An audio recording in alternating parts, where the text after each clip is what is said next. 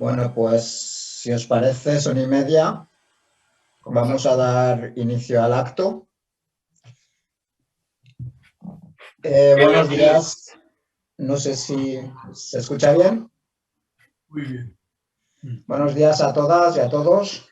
Arrancamos la Semana de la Discapacidad con literatura en mayúscula, con el talento desconocido de Antonio de Hoyos, un escritor de una época muy convulsa de nuestra historia reciente y un hombre libre en su existencia, que supo plasmar en sus textos lo que esconde la noche, el deseo de vidas extremas atrapadas en contextos sociales extremos, pero también el pensamiento político, en el que se puede apreciar no solo su sólido ideario anarquista, sino también su compromiso, la valentía y la honestidad de un individuo por completo fuera de lo común. Los movimientos sociales, además de su función genuina vinculada a la reivindicación de la mejora del bien común, deben ser promotores de la cultura, porque de ahí nacen nuestros males y también las mayores bondades de nuestro tiempo. Porque no sé si la cultura o la historia se ha utilizado para desposeer, pero también se puede usar para facultar y para humanizar. Y pueden estas quebrar la dignidad de las personas con discapacidad, pero también a través de la cultura se puede restaurarla. En este sentido, el CERMI ha sabido alinear la trepidante labor que implica la defensa de los derechos humanos y que supone acabar con esa cultura única de vidas asistidas y vidas depreciadas, con el sosiego y la reflexión que nos brinda la lectura para que de este análisis sereno encontremos en la cultura una aliada de autodeterminación y respeto. Bajo el título inspirador de La llama es bella, la presente antología, cuya edición ha estado a cargo del poeta Julio Monteverde, se recoge una amplia selección de su obra literaria de Antonio de Hoyos, en forma de novela, relato y teatro, delimitando un panorama claro de sus ejes de atención principales y de la evolución de su tiempo. Quiero dar las gracias al CERMI por darnos la oportunidad de conocer al personaje, al escritor y a su obra, y por sacar a la luz el talento de autores con discapacidad. Pero permitidme, antes de dar paso a las ponentes y los ponentes de este acto, hablar del relato de Estrella, una mujer en los márgenes, la vendedora de amor, como decía Antonio de Hoyos, en un relato sobrecogedor de una agresión sexual, que con hiperrealismo narrativo atraviesa de dolor y de miseria al propio lector. Sirva también esta obra para sacar a tantas estrellas de esos espacios oscuros de violencia, esclavitud y trata, y para condenar la cultura de la violación a las mujeres. Muchas gracias. Doy paso a don Julio Monteverde, poeta, escritor y editor, a cuyo cargo han estado la edición y compilación de la obra. Cuando quiera, Julio. Bueno, muchas gracias por esta presentación. Bueno, yo supongo que antes de empezar a comentar un poco la idea del libro, por qué lo hicimos de forma determinada y cuál fue la línea de fuerza del libro, creo que es el momento adecuado para que den las gracias de forma muy especial a varias personas que creo que para mí han sido muy importantes en este libro. En primer lugar, por supuesto, a Luis Cayo Pérez, porque él fue el que tuvo la idea, y cuando por medio de la poeta Esther Peñas contactamos, cuando me explicó su idea, yo muy rápidamente entendí que para mí personalmente era un regalo, que aquella propuesta era un regalo, y lo recibí con mucha emoción, ya que yo anteriormente había escrito varios artículos sobre Antonio de Siminén, había hecho un prólogo para una reedición de una de sus novelas, pero al descubrir esta propuesta, evidentemente me di cuenta de que podía profundizar mucho mejor en lo que iba a ser una gran oportunidad para profundizar y para poder decir todo lo que yo pensaba acerca del personaje. También creo que Luis Cayo tiene una idea muy clara desde el principio de las posibilidades que tenía la antología y de lo que podía suponer y de la novedad que podía suponer una antología de estas características sobre la figura de Antonio de Siminén. Y creo que su idea se sincronizó muy bien con la mía y lo hizo todo muy fácil, muy sencillo. Por otra parte, también me gustaría dar las gracias a toda la gente de Cinca porque el trabajo de la edición técnica del libro ha sido una maravilla. No ha habido, yo creo que recuerdo, no ha habido ningún nudo en el que el proceso se haya estancado o lo que fuera. Ha sido una verdadera delicia trabajar con ellos. Pero ya pasando ya al aspecto ya más lo que es concreto del libro, ¿cuál fue esa idea que antes he comentado que teníamos antes de hacer la antología? Es decir, ¿qué es lo que nosotros pensamos que la podía hacer especial o podía significar algo particularizante, ¿vale? En primer lugar, hasta donde yo sé, por lo menos no se ha publicado nada parecido con respecto a Biosig. Hay ediciones modernas, pero nunca se ha hecho una antología y mucho menos de estas características. Con todo, aún así creo que este libro, con toda humildad, al menos intenta responder a una pregunta o ofrecer un principio de respuesta a una pregunta que es ¿quién fue Antonio de Rossigno? Evidentemente no es que no se haya investigado y no es que no se haya propuesto diferentes respuestas a esta pregunta. Lo que pasa es que quizá hoy en día sepamos mejor quiénes fue que quién fue. Es decir, nosotros sabemos que fue el aristócrata decadente, sabemos que fue el escritor que a pesar de tener una discapacidad auditiva fue perfectamente capaz de obtener un innegable éxito literario. Sabemos que fue el homosexual sin tapujos en el Madrid carpeto betónico de la época. Sabemos que fue el dandy, el promotor de escándalos, y también sabemos que fue el libertario anarquista con carne de la CNT y de la FAI.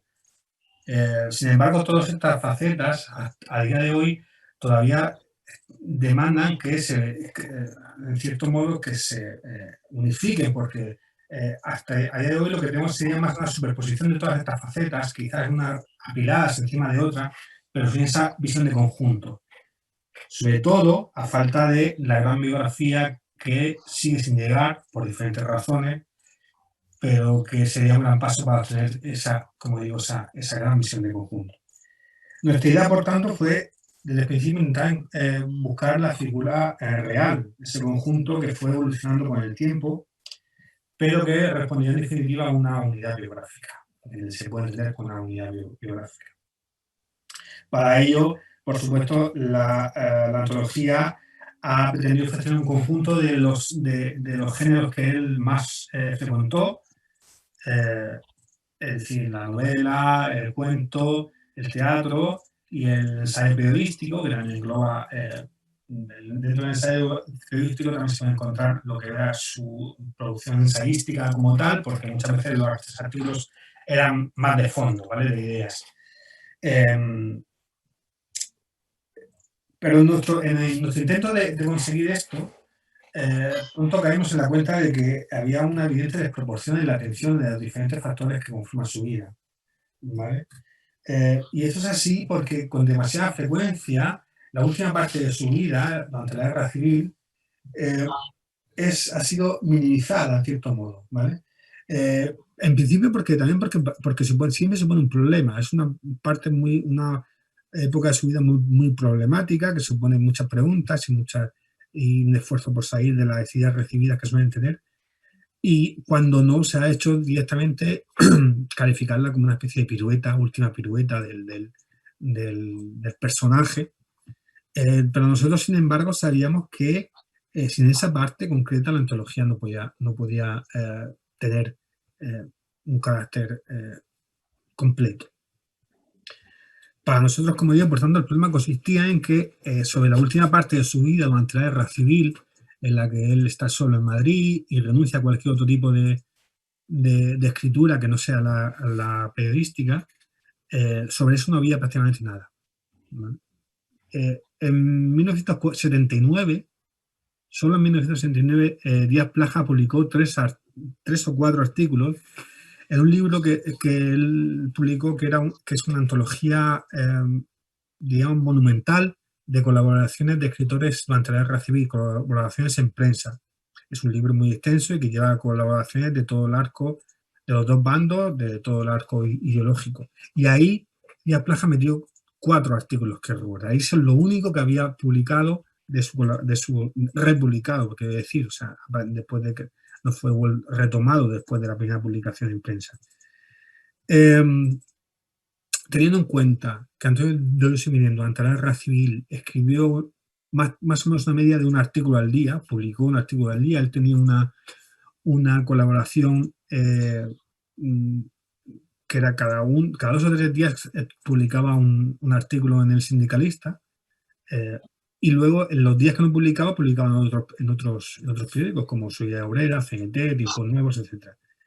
Evidentemente, teniendo en cuenta todo esto, había mucha desproporción, por decirlo así.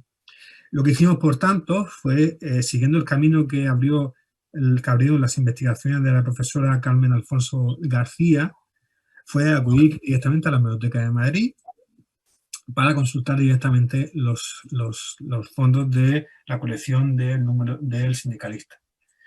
También el historiador Paco Madrid, que está especializado en prensa anarquista, nos ayudó muchísimo para comentarnos otras posibles publicaciones en las que Hoyos y Guinén podía haber participado, y así encontramos cosas bastante interesantes. El resultado, creemos, conforma una sección que nunca se había llevado a cabo, nunca se había presentado, esta recopilación de artículos periodísticos de Hoyos y Guinén, quiero decir, y que creemos que es muy interesante. Por un lado, porque se explica muy bien, se ve muy bien su visión política, y por otro, porque también sirve para ver la propia vida cotidiana de Hoyos y Guinén durante esa época, con algunos artículos que son bastante curiosos y bastante interesantes. En cualquier caso, y esto creo que es muy importante que lo subraye, en cualquier caso, nuestra intención nunca ha sido, al hacer esta antología, nunca ha sido poner una visión de Hoyos y Guinén por encima de las demás, o resituarlo todo y poner alguna jerarquía y tal. Nuestra intención, lo único que ha buscado con esto que estamos comentando, es restablecer un cierto equilibrio entre las diferentes versiones de facetas durante toda su vida, son, pues, como sabemos y como veremos más adelante, fascinantes todas, etcétera, etcétera. Porque nosotros pensamos que lo verdaderamente increíble de Hoyos y Guinén es el conjunto, es el todo, en donde todas las partes de alguna forma se multiplican, se promocionan la una a la otra. Creemos también que aquel que pretenda quedarse con una sola de estas facetas, obliterando las demás, se está perdiendo lo mejor de la figura de Hoyos y Guinén, que, como decimos, ese conjunto, esa totalidad desbordada. Esa unidad de un individuo que tiene su gran imagen, su gran materialización en esa imagen que Luis Antonio de Villena ha recogido varias veces en sus textos sobre Antonio de Hoyos y Guinén, que él recogió por boca de testigos que lo vieron presencialmente, y que lo muestra atravesando la Puerta del Sol de Madrid, vestido con un mono de obrero de seda azul, confeccionado para él con seda azul, pistolón al cinto y el monóculo. En cualquier caso, también, para finalizar, lo que también pretendimos que este libro es que al menos no desmereciera de ese carácter excesivo, desmedido de su vida, complejo, polifacético, etc. Un carácter que para nosotros se hizo muy evidente en un texto que es el que abre esta antología y que finalmente nos permitió titularla La llama bella, y que Antonio de Hoyos y Guinén escribió el 24 de junio publicó el 24 de junio de 1936 en el periódico Ahora, y que dice así, es muy corto, muy breve. Dice: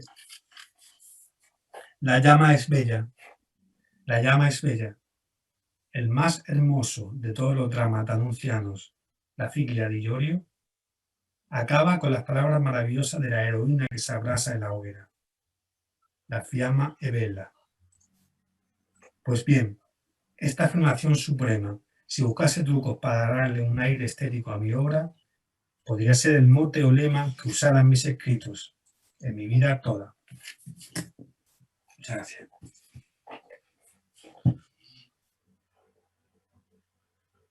Micro. Muchísimas gracias por, bueno, pues por acercarnos a este escritor que ahora profundizará don Antonio Pau y a la obra que hoy presentamos. Julio, muchísimas gracias.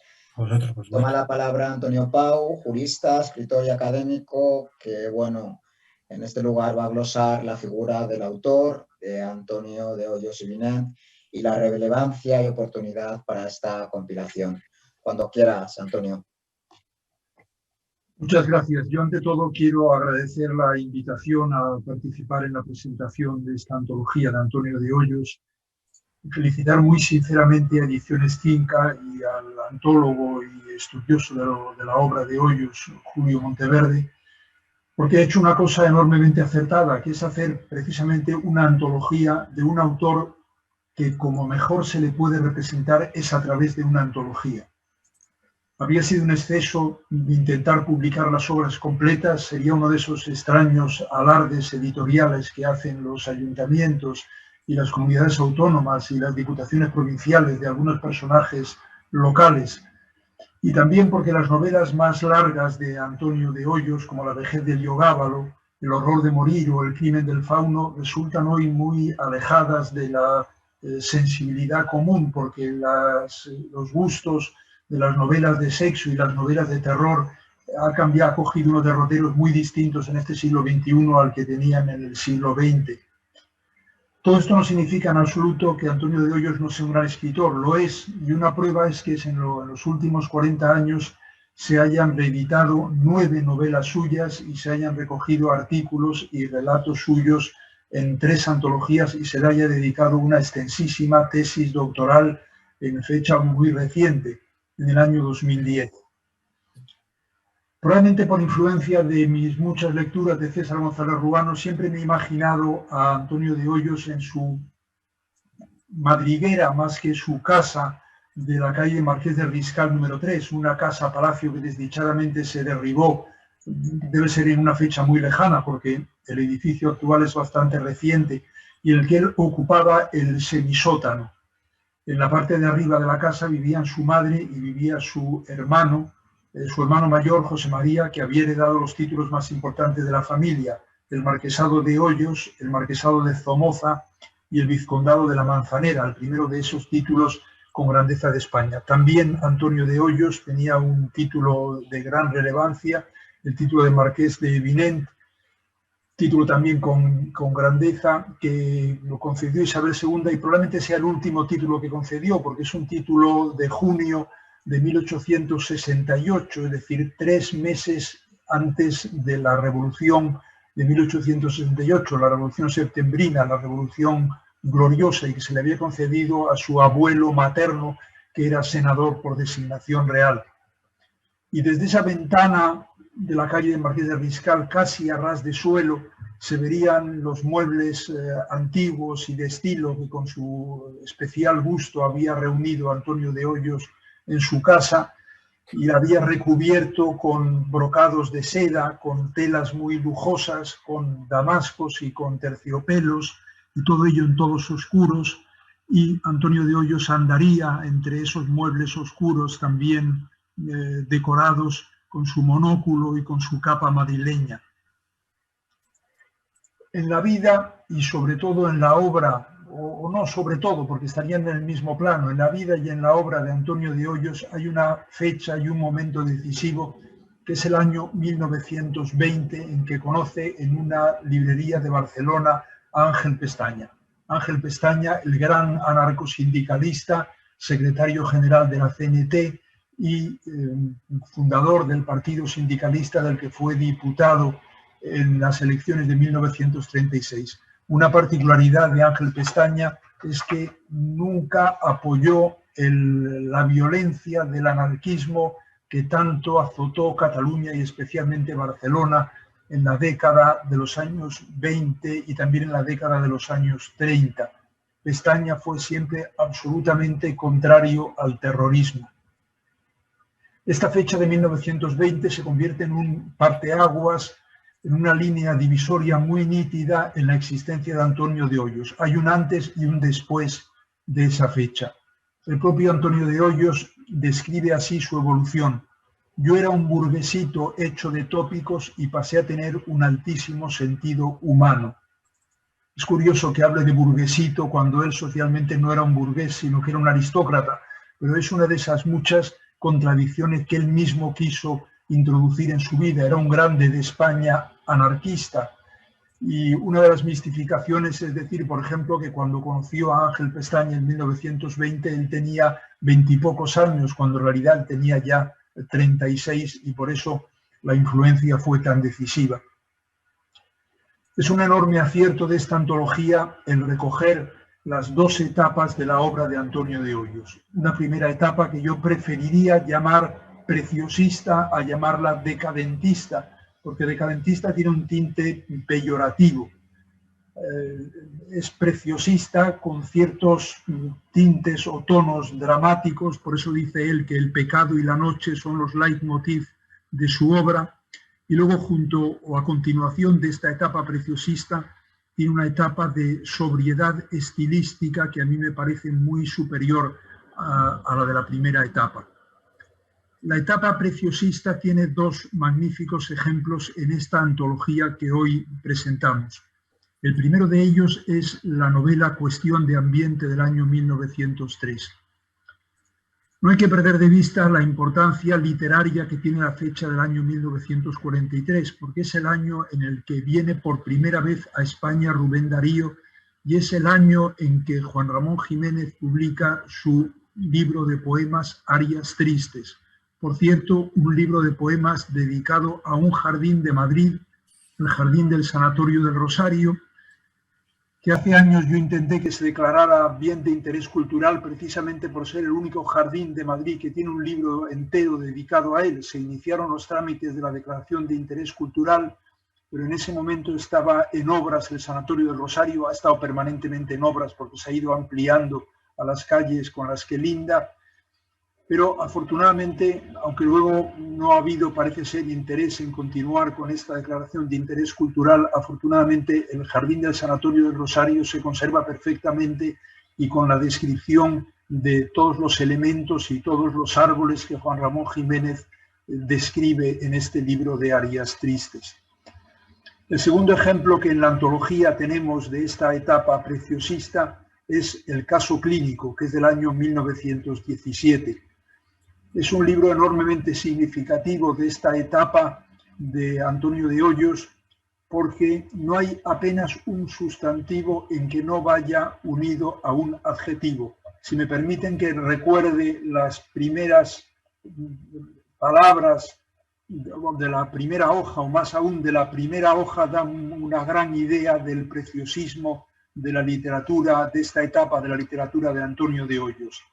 Habla en solo media página de la fluidez serena, de la convicción apasionada, de la vaga indecisión, de la vacilación espiritual, de la confianza absoluta, de la maravillosa armonía, del imposible dolor, de la monstruosa sospecha, de la mentirosa careta, de la noble seriedad y la perfecta comunión. Es decir, no hay un solo sustantivo que no vaya acompañado de un adjetivo y además situado como epígrafo, como epíteto, es decir, delante del sustantivo, lo que hace todavía más llamativa la adjetivación. A mi juicio, el mejor estilo de Antonio de Hoyos está en los artículos que publicó en Solidaridad Obrera, donde se ha desprendido ya de todo el decadentismo, porque son de la segunda mitad de los años 30. Y también está, a mi juicio, el mejor Antonio de Hoyos en las obras de teatro, en una que está recogida en la antología, La plataforma de la risa, y en otras dos que habría que destacar, que son Una cosa es el amor, en colaboración con Melchor Almagro San Martín, y Un alto en el camino, en colaboración con Ramón Pérez de Ayala. que ya no eran obras decadentistas o obras preciosistas, lo demuestran precisamente los colaboradores con los que realiza estas obras, porque Melchor Almagro San Martín fue el miembro más joven de aquella cofradía del Avellano de Granada que encabezaba Ángel Ganivet y por tanto pertenece a la corriente del regeneracionismo, y que la tercera de las obras que he citado la realice con Ramón Pérez de Ayala deriva igualmente un alejamiento del preciosismo anterior de Antonio de Hoyos, porque, como es bien sabido, Ramón Pérez de Ayala estaba muy próximo al krausismo como discípulo que era de Leopoldo Alas de Clarín, el gran novelista que era catedrático de Filosofía del Derecho en la Universidad Ovetense, y también de Rafael Altamira y de aquel núcleo importantísimo de krausismo que hubo a finales del siglo XIX y principios del siglo XX. Hay un hecho que hay que tener presente cuando se examina la obra de Antonio de Hoyos, y es que el momento de plenitud de Antonio de Hoyos coincide totalmente con la vanguardia o con las vanguardias literarias, la década que va de 1920 a 1930. La palabra vanguardia es una palabra tomada del lenguaje militar, que lo que significa es que los autores querían conquistar nuevas parcelas de la literatura a través de su renovación. Y esta renovación suponía, naturalmente, ante todo, romper con el siglo XIX. Vanguardistas fueron Gómez de la Serna, Max Aub, José Bernabín, Francisco Ayala, Juan José Domenchina, Juan Chabás, Corpus Varga, y también algunos poetas del 27, como Gerardo Diego, como Emilio Prados o como Juan Larrea. Pues bien, no hace falta decir que Antonio de Hoyos está absolutamente al margen de las vanguardias, porque él permanece con un anclaje muy firme en la novelística del siglo XIX. Me parece que esta es una afirmación indudable. Me gustaría saber la opinión de Julio sobre este tema, pero yo creo que se mantuvo totalmente al margen de los movimientos vanguardistas de las décadas de 1920 a 1930, aunque coincide, es verdad, con una renovación de su propia prosa, pero desvinculada de estos movimientos generales del pensamiento o de la estilística española en su conjunto. Y como dispongo de poco tiempo, quiero terminar hablando de una obra muy singular de Antonio de Hoyos que por su fecha revela un poco también esas paradojas que caracterizaron su vida. Es la obra Las hogueras de Castilla, que fue el primer libro que yo conocí de Antonio de Hoyos, y que tengo que confesar que no lo compré por Antonio de Hoyos, sino por los extraordinarios aguafuertes de Manuel Castro Gil que lo ilustran. Las hogueras de Castilla es un libro de la primera etapa, pero no es preciosista, no es decadentista. Es un libro épico y heroico. Tiene un antetítulo muy significativo de Peregrinaciones apasionadas, y él mismo explica lo que es este libro en el prólogo. Dice que son ensayos sobre hechos, almas y paisajes en los que vemos el escenario de luchas gloriosas, en los que los personajes vuelven a vivir en ciertos momentos en que la vida fue realmente española. Este libro se publicó en el año 1919, es decir, inmediatamente antes de la rápida transformación que se produce en la persona y en la obra de Antonio de Hoyos, que se puede cifrar en el año 1920. Lo publicó Gregorio Martínez Sierra y está dedicado a 6 ciudades castellanas: a León, Cuenca, Segovia, Medina del Campo, Ávila y Valladolid. Pero lo más llamativo es que cuando Antonio de Hoyos ya se ha hecho anarcosindicalista, entonces publica la segunda edición de este libro, y la publica no en una editorial, sino imprimiéndola él en la mejor de las imprentas españolas de la época, la de Oliva de Vilanova, situada precisamente en Vilanova y Geltrú, que es un libro grande, tamaño folio, extraordinariamente lujoso, que está con la portada y el lomo manuscritos, con extraordinarias láminas grabadas por Manuel Castro Gil. La primera edición no tenía ilustraciones, la segunda tiene extraordinarios grabados, como digo, de Castro Gil. Tiene letras capitales como los antiguos libros miniados, viñetas en 2 colores, orlas en todas las hojas. Y luego lo que tiene en la portada no es el escudo de Castilla, como dicen los libreros que tienen en este momento en venta algunos de los ejemplares de los 500 ejemplares en los que se editó este libro, sino que es el escudo del propio Antonio de Hoyos, con 12 cuarteles, es decir, los escudos de las armas de los 12 primeros apellidos de su familia, lo que revela su raigambre nobiliaria tan extremada. Esta segunda edición del libro de Antonio de Hoyos añade 3 ciudades más a las que les he dicho antes, añade también Toledo, Salamanca y Oviedo. Creo que no tengo más tiempo, no tengo más que felicitar otra vez a la editorial y al editor por el enorme acierto de dedicar a Antonio de Hoyos una antología, porque es la manera de difundir a este autor, mucho más que editar, ya digo, una pretensión de editar las obras completas o algunas de las novelas sueltas, sino que a través de estas pequeñas dosis de cada una de sus etapas, de los relatos breves y algunas de sus novelas cortas, se puede dar uno una idea de su evolución estilística, y de esta manera se rescata un autor que por su anclaje en el siglo XIX, a pesar de que luego se salva de ese anclaje a partir de 1920, habría quedado quizá, como estaba hasta ahora, relegado en el olvido. Nada más. Muchísimas gracias por la atención de todos.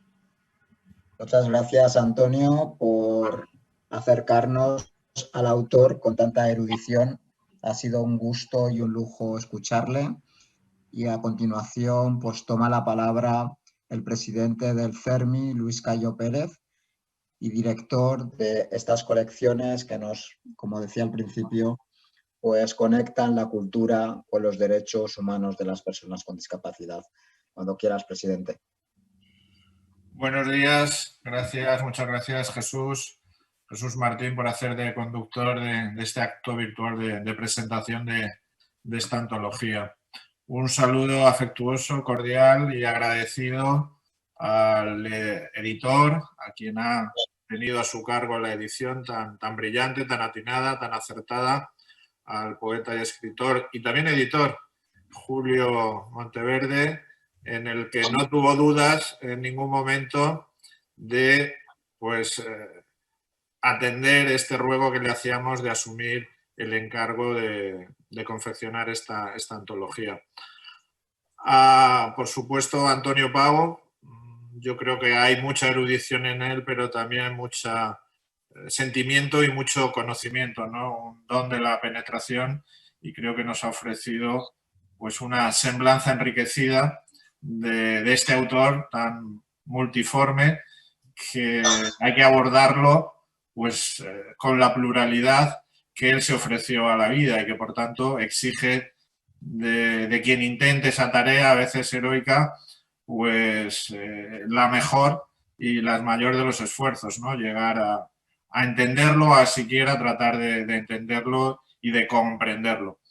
Y también un saludo a Concha Díaz, presidenta de la CNS, de la Confederación Estatal de Personas Sordas, vicepresidenta de CERMI, por haberse animado a hacer la clausura de esta presentación modesta en este formato virtual. Nos hubiera gustado pues la sensación del contacto, que quizá la vamos a perder, pero en todo caso es lo que hay, lo que permiten las circunstancias, y tenemos que aprovechar en cada momento aquello que se nos da, ¿no? Yo intervengo aquí y la audiencia lo captará enseguida a título de editor. CERMI, que es la representación de la sociedad civil articulada en torno a las personas con discapacidad y sus familias para la incidencia política, para que la cuestión de la discapacidad está en las agendas públicas, legislativas, presupuestarias, programáticas, para que se avance forzando desde la exigencia colaborativa en derechos, en inclusión y en bienestar social para las personas con discapacidad y sus familias. pues también tiene una dimensión editora, porque tenemos la convicción de que primero todo sucede en la mente, todo es, sin incurrir quizá en un idealismo extremo, en el solipsismo, primero algo es mental, algo es una idea y después se traduce y se proyecta y sirve para cambiar la tozuda y dura realidad, ¿no? Y en el mundo de las ideas, pues hasta ahora, y a expensas de que la evolución y bueno, y este trepidante momento tecnológico en el que estamos, la digitalización, nos ponga ante escenarios insospechados o todavía solo vislumbrados, son los libros el primer foco, el primer agente de propagación y de propaganda de las ideas. Los libros en papel, los libros ya en formatos digitales, y ahí, desde luego, la discapacidad organizada tiene que estar. Tenemos una serie de colecciones temáticas, especializadas, que tienen una mirada, entendemos que penetrante, sobre la realidad de la discapacidad en sus múltiples rostros que adopta, jurídicos, políticos, legislativos, sociológicos, académicos, de derechos humanos, y necesitamos, y por eso nos dotamos de ella, también una dimensión literaria. Si la literatura aspira a dar cuenta y razón del mundo a través de la belleza, e incluso en sus aspiraciones máximas, la literatura es generatriz de mundos, ya no solo relata como notario lo que sucede, sino que crea allí donde no había, pareciéndose a la mano divina, pues forma parte del mundo la discapacidad, esa diversidad social, esa diversidad humana, que no había tenido, como en tantas ocasiones, demasiadas posibilidades de acceso, de aflorar, de estar en la corriente de pensamiento o en las corrientes de producción literaria. Y si se escarba, pues hay mucha conexión entre literatura de la diversidad, personas con discapacidad, hombres y mujeres, como autores, como personajes o como realidad que se cuenta o se recrea. Y eso es la colección Empero, que es, bueno, pues una palabra española de nuestro querido idioma, no demasiado utilizada en la actualidad, y que significa, sin embargo, no obstante, ¿no? Bueno, pues es esa sensación o esa aspiración de estar en una cierta oposición o negación de lo que la vida y la vida social ha deparado a las personas con discapacidad. No obstante, estamos, no obstante, somos, sin embargo, podemos aportar también al comercio de las ideas y a la representación del mundo a través del arte y de la literatura. Y esta modesta colección pues recoge títulos inéditos, títulos que desde luego no se van a encontrar en ediciones comerciales y que retratan, que reelaboran o que tienen una conexión cercana o muy próxima a la belleza con la realidad, con la experiencia de la discapacidad, ¿no? Y en esta colección nos faltaba un autor como Antonio de Hoyos y Vinent, ¿no? Un autor desconocido para muchos, para gran público, pero que tenemos que hacer el esfuerzo como país progresivamente más decente también en términos culturales, de ofrecerlo al menos al público culto, al lector culto que se decía hace unos decenios. Y Concinca, que es la editorial que produce y que instrumenta la política, la programación editorial de CERMI, pues elegimos, yo creo, al perfil más adecuado, a Julio Monteverde, para que realizara esta preciosa, en todos los sentidos del término, antología, ¿no? Y que puede ser también un inicio o una provocación para que nuestro a veces retardado y retardatario mundo editorial pues piense que hay muchas más posibilidades de las que nos ofrecen, ¿no? Como lectores a veces tenemos una sensación, aunque España sigue siendo un país de gran número de títulos, pero la pobreza la menesterosidad de nuestras librerías yo creo que cada vez es más evidente y que llaman, por desgracia, y que nos convocan y nos apelan menos para visitarlas porque la oferta no es demasiado sugestiva. Y Antonio de Hoyos no se entienda esta edición, esta antología, como un favor que le hacemos a veces a los olvidados, a los excluidos, a los raros, ¿no? que llamaba Rubén Darío, que citaba anteriormente Antonio Pau. Parece que los redimimos y la redención siempre implica una posición de superioridad, de conciencia, de estar, de elevación, de estar por encima del redimido. Y no es este caso. En este caso nos hacemos un favor, los lectores modernos, de poder tener acceso en una edición, creo que magnífica, de lo más relevante y de lo más indiciario de lo que promete pues ese campo florido que es las obras completas, que no sé si serán necesarias, pero al menos saber que hay una posibilidad enorme y una oferta interminable de gozos que es la escritura de Antonio de Hoyos, ¿no? Y esa fue la justificación. Sí que hay que tener alguna justificación para pues darnos ese capricho y ese lujo de gozar de esta antología que va, o que al menos aspira a poner en suerte y a poner en circulación algo de lo que estábamos privados. Y privarse de algo en literatura es renunciar y es resignarnos a ser más pobres, ¿no? Y entonces siempre tenemos la obligación cívica, moral, de evitar la pobreza, que no sea una pobreza que mejore o que eleve, ¿no? Y en este caso, mi juicio es que no es en absoluto así. Antonio de Hoyos puede ser una persona extrema, pero yo creo que esa búsqueda del extremo no es un alarde, no es una postura, no es, con palabras de ese momento, una pose, sino que es una respuesta y obedece a los ímpetus y a los anhelos más profundos del ser humano y del ser humano que fue él.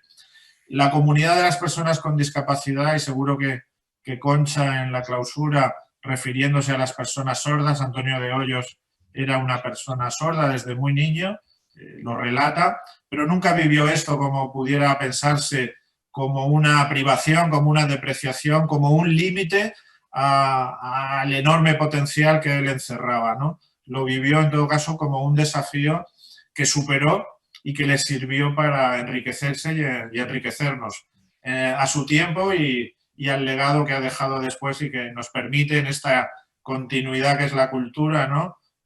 Pues aprovecharnos y sacar fruto del talento y del esfuerzo de quienes nos precedieron.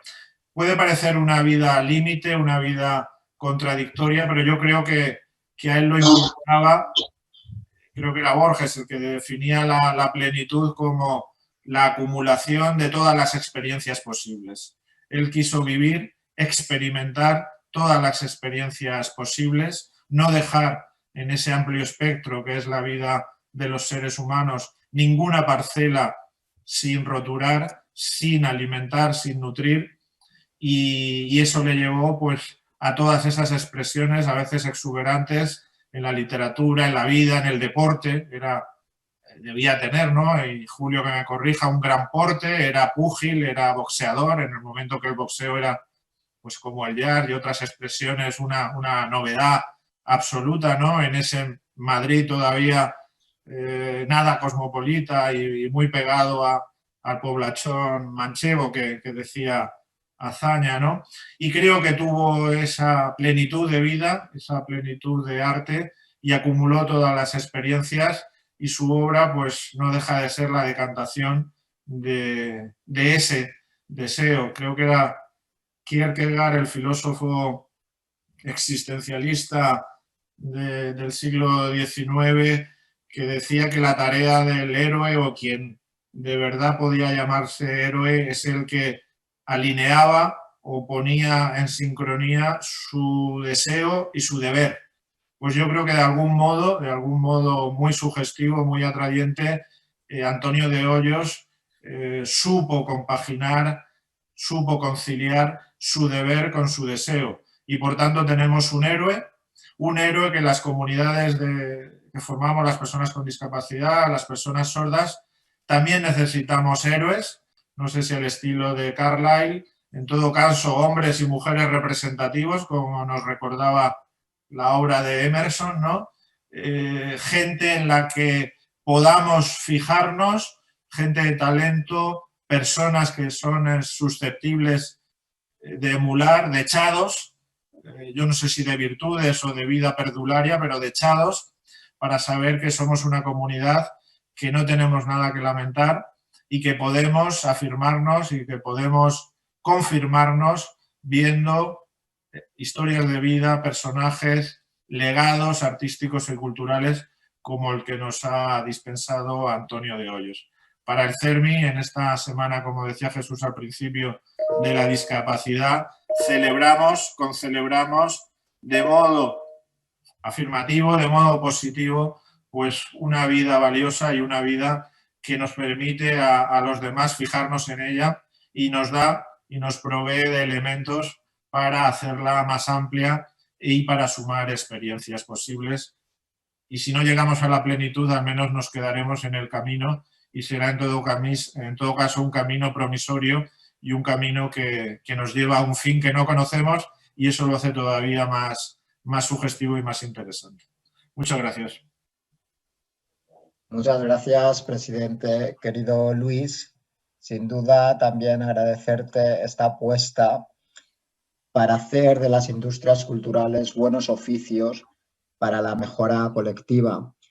Doy la palabra ahora a Concha Díaz, presidenta de la Confederación Estatal de Personas Sordas, vicepresidenta del CERMI y una lectora empedernida. Con lo cual, bueno, Concha, cuando quieras, acércanos tu reflexión, tus palabras sabias en esta clausura de este libro. Muchas gracias.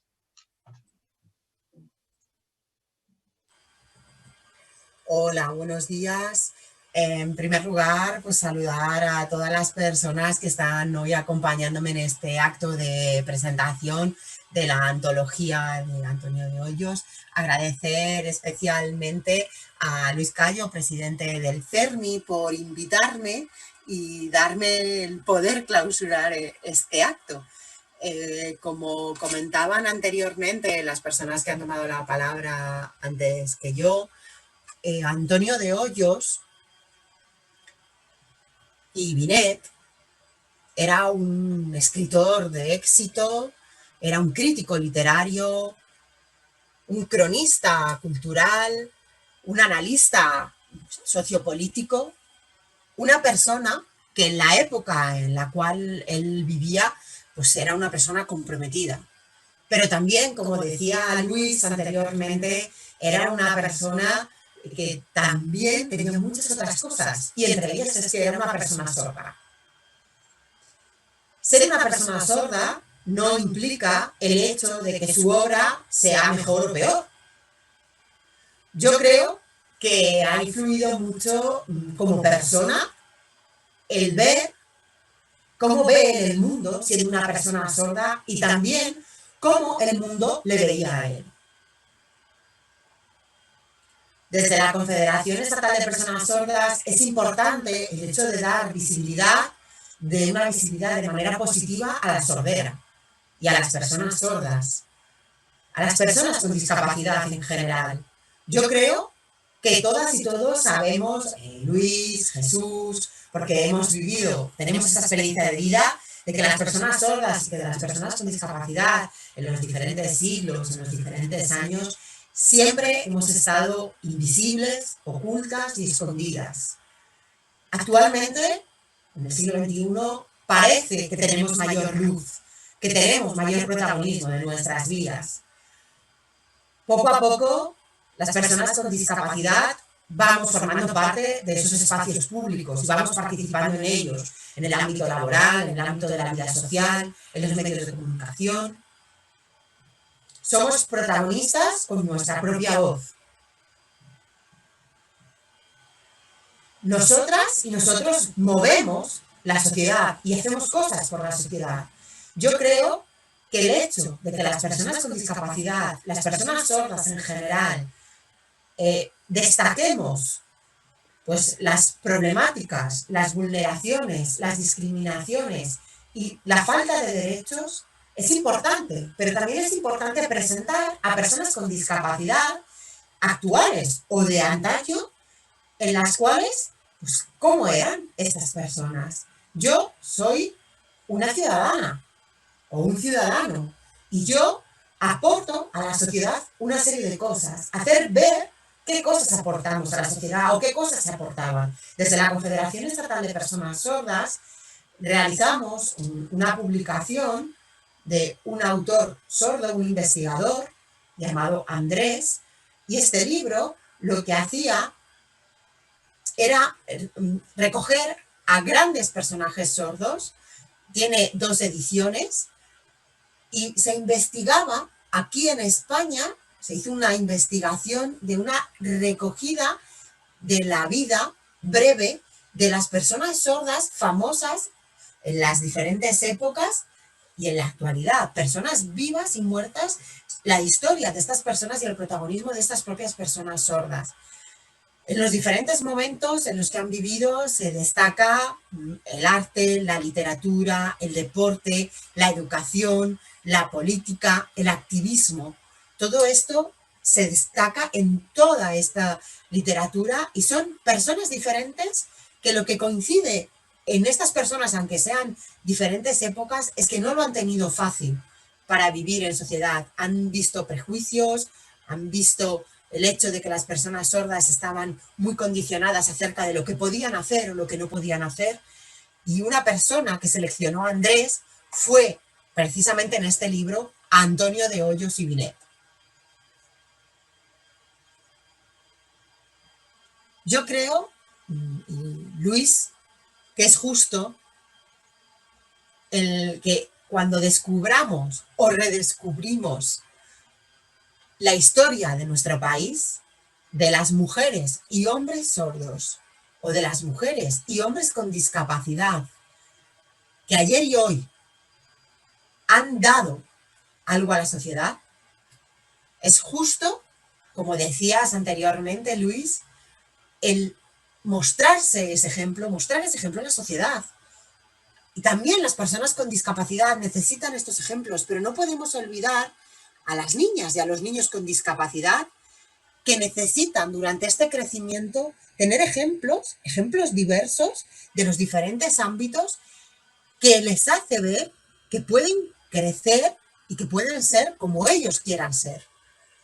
Y cerrar agradeciendo al CERMI el hecho de que en estas colecciones de diversas materias, como indicabais anteriormente, colecciones que sé que han sido muy pensadas, porque CERMI Luis nunca hace nada ni decide nada por capricho, sino que lo piensa muy bien antes. El hecho de que en esta historia se haya dado una mirada pausada y parada, una mirada por parte del CERMI con esta colección que nos ayuda a ver y a entresacar cosas que si no te paras, que si no haces esa pausa, es imposible de ver. Y es muy importante que en este momento de reivindicación de derechos, de mejorar la vida diaria de las personas sordas, hagamos esta pausa con calma para ver estas cosas que normalmente no se ven. Reiterar mi agradecimiento y mi enhorabuena por la antología que se presenta hoy de Antonio de Hoyos y espero que se puedan crear más antologías de este tipo. Muchísimas gracias a todos y a todas.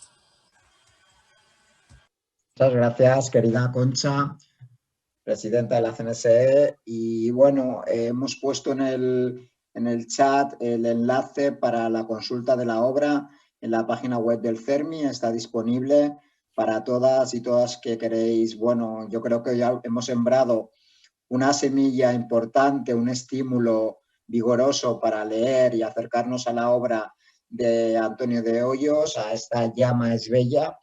Y bueno, yo quedo a vuestra disposición de los asistentes, de las asistentes, para que, bueno, formuléis las preguntas, las dudas, las inquietudes que queráis realizar tanto a los editores como a, bueno, pues a don Antonio Pau o a la propia presidenta de la CNSE. A vuestra disposición y el tiempo es vuestro.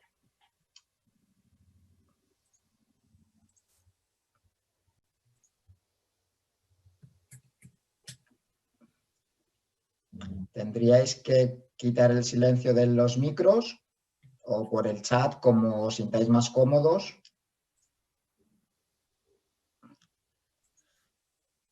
Bueno, pues parece... Buenos días. Hola, buenos días. Esther, buenos días. Bienvenida. ¿Qué tal? Buenos días. Muchas gracias por esta presentación, aunque fuera en remoto. Ha sido un placer escucharos a cada uno de vosotros. A mí me gustaría preguntar a Julio y a Antonio qué es lo realmente identitario de Antonio que le distingue de otros escritores, pues, también un poco al margen, como puede ser Emilio Carrere o Cansino Sassens. Bueno, yo personalmente, de aquellos, también Antonio ha dicho algo ya al respecto. Él está un poco al margen se quedó al margen, pero de forma voluntaria de las corrientes que empezaban a surgir durante la década de los 10 y los 20. Él fue muy independiente en ese aspecto, él hacía lo que él quería hacer. Lo que pasa es que él, al final, cuando ya la moda literaria, por decirlo así, cambió mucho, ya había demasiado espacio, demasiado distancia, él también abandonó un poco lo que hacía para intentar buscar otros términos. Lo que no abandonó nunca, por decirlo así, es su independencia y su visión del mundo personal, que le llevó a donde le llevó. Es decir, él no renunció a lo que él pensaba por venir del medio del que venía, ¿vale? Es su individualidad, es una individualidad completamente libre, y que si él comprende que, aun siendo de la aristocracia, lo más justo es unirse al movimiento anarcosindicalista, se unen.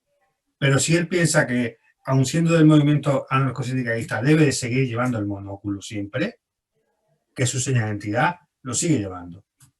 Por tanto, eso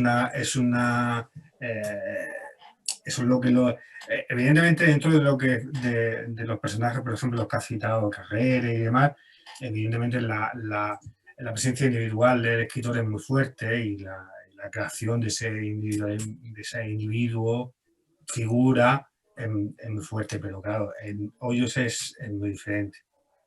Por lo menos es lo que yo creo.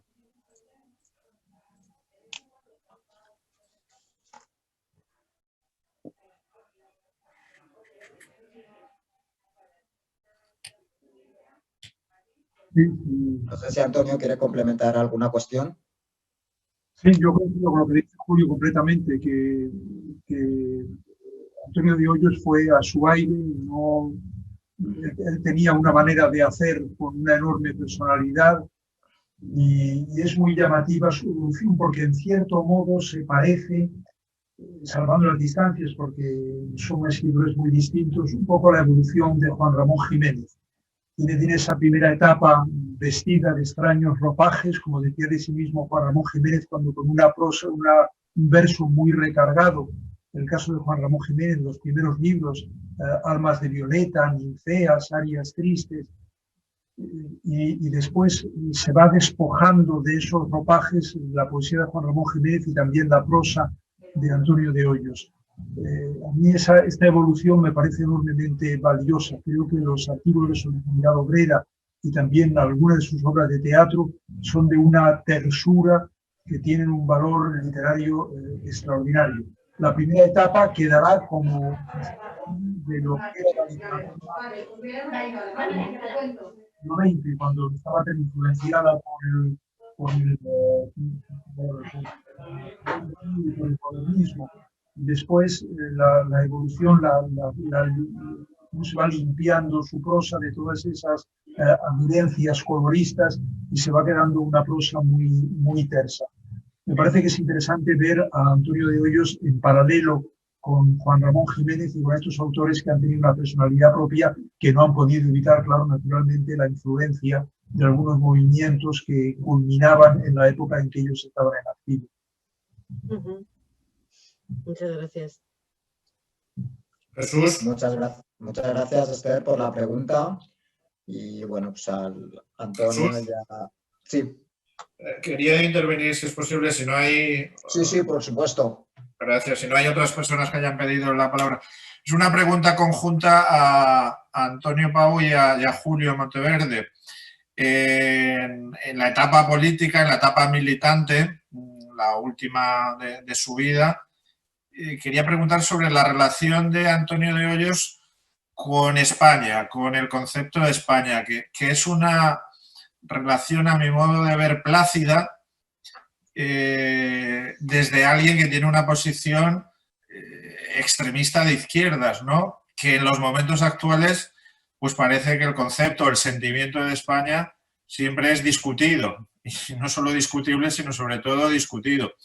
Y hay algunas expresiones, algunas confesiones de afecto que extrañan o podrían extrañar al lector moderno de que alguien con esas posiciones políticas pues mantuviera un sentimiento de apego, de valoración, de ensalzamiento, que sin caer en esencialismos, no estaba muy lejano de la generación del 98, pero que tiene una relación positiva con España como un hecho y como un afecto, ¿no? Entonces, me gustaría si en la lectura, sobre todo de esos escritos políticos, habéis podido encontrar, no sé si mi percepción es acertada o no, pero a mí me parece como muy sugeridora de términos que parece que pueden enfrentar por motivos políticos, de que sean un ámbito, si no de comunión, sí de participación. Sí, es que tienes toda la razón, porque esto es algo que en definitiva es uno de los grandes puentes por los que Antonio si bien pasa al anarquismo. Porque pasa a un anarquismo muy determinado. El anarquismo, como todas las corrientes, tienen diferentes visiones, diferentes extremos, etcétera, etcétera. Y en España, en concreto, uno de esos puntos era que había una corriente dentro del anarquismo que reivindicaba el sentir español como un sentir libertario. Es decir, eso se ve en sus escritos. Por ejemplo, se reclamaban del movimiento comunero, ¿vale? De las juntas, de las organizaciones locales, sobre todo en Castilla, de todo el movimiento local, histórico, que se ejemplificó de forma muy clara dentro del movimiento comunero. Y esa reivindicación de esa España otra, diferente a la jerarquizada, vertebrada a través de la poder de la Iglesia, del ejército, era una forma muy clara dentro de las diferentes versiones de anarquismo ibérico. Entonces, Hoyos, entre otras cosas, se encuentra eso, que es algo que él piensa ya de antes, que él cree que hay una forma de ser español que es, por decirlo así, lo que entenderíamos como autoritaria, ¿vale? Que, entre otras cosas, por esa semilla antiautoritaria que hay dentro del alma española, como le diría Hoyos, es por lo que el movimiento anarquista tiene ese implante tan masivo, tan grande que tienen en relación con otros países europeos de su entorno. Eso es lo que parece que facilita esa implantación. Y entonces él lo ve muy claro en ese sentido, y en sus artículos siempre reivindica España, pero esa España que él entiende que como que lo mejor de España es esa tradición antiautoritaria o libertaria, o si no, de esos extremos anarquistas, por lo menos sí más libre y no tan radicada en la vinculación con las jerarquías eclesiásticas, militares, etc. Entonces, ahí Hoyos está siempre hablando de España, siempre habla de España, de carácter español. Es algo que choca un poco, viendo con la idea que tenemos hoy, pero es que no hay que olvidar que es una corriente que estaba muy fundamentada dentro del movimiento anarquista español. Muchas gracias. De Hoyos se sentía enormemente patriota, y es bonito que desde el anarcosindicalismo se manifieste el patriotismo, como es bonito que se manifieste desde todas las tendencias ideológicas posibles. Un patriotismo que no suponga un fanatismo ni un estar contra nadie, sino de exaltar los valores de la patria. Creo que Antonio de Hoyos, especialmente en Novelas de Castilla, lo deja muy claro. Él admira el arte español y lo analiza con enorme amor. Es un libro cargado de sentimiento, no es un libro científico, es un libro cargado de sentimiento y tiene un gran orgullo de las figuras históricas que también mantuvieron valores nacionales, valores patrióticos. Creo que es bonito desde su posición política ver ese orgullo que tiene de ser español.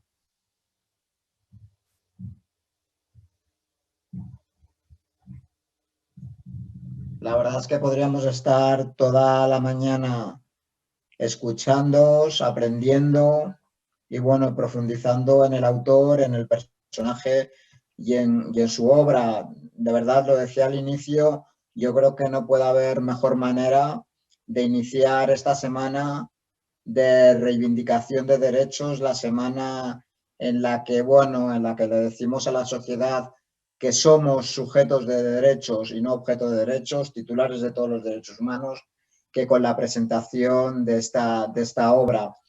Con lo cual, bueno, pues los micrófonos siguen abiertos y si no hay ninguna cuestión más, bueno, pues daríamos por concluido el acto y yo os animo, como he hecho yo mismo, a que os leáis el libro, porque de verdad que bueno, que como han dicho tanto los editores y bueno, y el compilador, pues bueno, pues destila muchas cuestiones de la historia de nuestro país, de la historia de nuestro tiempo y bueno, y nos va a ayudar a entender mejor España. Con lo cual, bueno, si te parece, presidente, vamos a clausurar, vamos a cerrar ya el acto y bueno, pues os animamos a que sigáis esta semana, bueno, pues arrimando el hombro con las personas con discapacidad, con nuestras familias y bueno, porque ya sois parte de la familia CERMI. Un abrazo de corazón y cuidaros mucho. Adiós, gracias.